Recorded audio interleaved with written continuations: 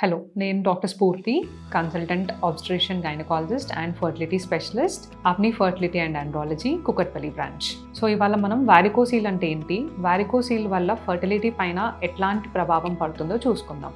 So వారికోసీల్ అంటే ఏంటంటే blood pump చేయడానికి వెయిన్స్ అనేవి ఇంపార్టెంట్. సో ఈ వెయిన్స్లో వాల్వ్స్ అనేవి ఉంటాయి.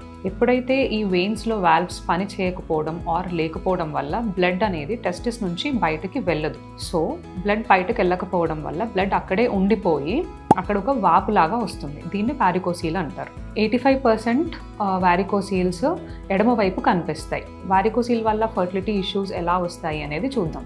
వారికోసీల్ ఉన్న అందరికీ ఇన్ఫర్టిలిటీ ఇష్యూస్ ఉంటాయి అని ఏమి ఉండదు. ఫర్టిలిటీ ఉన్న వాళ్ళలో 20% మేల్స్లో వారికోసీల్స్ ఉంటాయి, కానీ ఇన్ఫర్టిలిటీ ఇష్యూస్ ఉన్న వాళ్ళలో 40%లో వారికోసీల్స్ చూస్తూ ఉంటాం.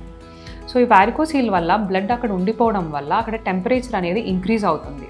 జనరలీ మనకి ఈ టెస్టిస్ అనేది శరీరం కింద అంటే పొట్ట బయట ఎందుకు ఉంటుంది అంటే బయట టెంపరేచర్ 1 or 2 degrees తక్కువ ఉంటుంది. సో దీనివల్ల స్పర్మ్ హెల్త్ అనేది బాగుంటుంది. కానీ వారికోసీల్లో బ్లడ్ అక్కడ ఉండిపోవడం వల్ల దాని టెంపరేచర్ అనేది ఇంక్రీజ్ అయిపోయి అది వీర్య కణాలని అంటే స్పర్మ్స్ని, దాని మొటిలిటీని, దాని కదలికలు కానీ కౌంట్ని కానీ తగ్గించేస్తూ ఉంటుంది. ఇంకా స్పర్మ్స్ని క్యారీ చేసే ఫ్లూయిడ్లో రియాక్టివ్ ఆక్సిజన్ స్పీషీస్ అంటారా, ఈ వారికోసీల్ ఉన్న వాళ్ళలో ఈ రియాక్టివ్ ఆక్సిజన్ స్పీషీస్ అనేవి ఎక్కువ అయిపోయి స్పర్మ్ని ఇంకా దాని మొటిలిటీని కానీ కౌంట్ని కానీ తగ్గించేస్తూ ఉంటుంది. సో మనకు ఎలా తెలుస్తుంది వారికోసీల్స్ ఉన్నాయా లేదా అనేది? సో కొంతమందికి అసలు ఏం సిమ్టమ్స్ ఏమి ఉండవు. కొంతమందికి పెయిన్ ఉంటుంది, కొంతమందికి స్వెల్లింగ్ ఉంటుంది, అంటే అక్కడ ఒక వాపులాగా ఉంటుంది. కొంతమంది ఫర్టిలిటీ ఇష్యూస్తో వస్తూ ఉంటారు. సో మనం ఎట్లా డయాగ్నోస్ చేస్తాం అంటే మీ యూరాలజిస్ట్ దగ్గరికి వెళ్తే వాళ్ళు చూసి చెప్తారు. దీంట్లో గ్రేడ్స్ ఉంటాయి, grade 1 నుంచి grade 3 వరకు. సో grade 3 అనేది సివియర్ ఫార్మ్స్ని grade 3 అంటారు.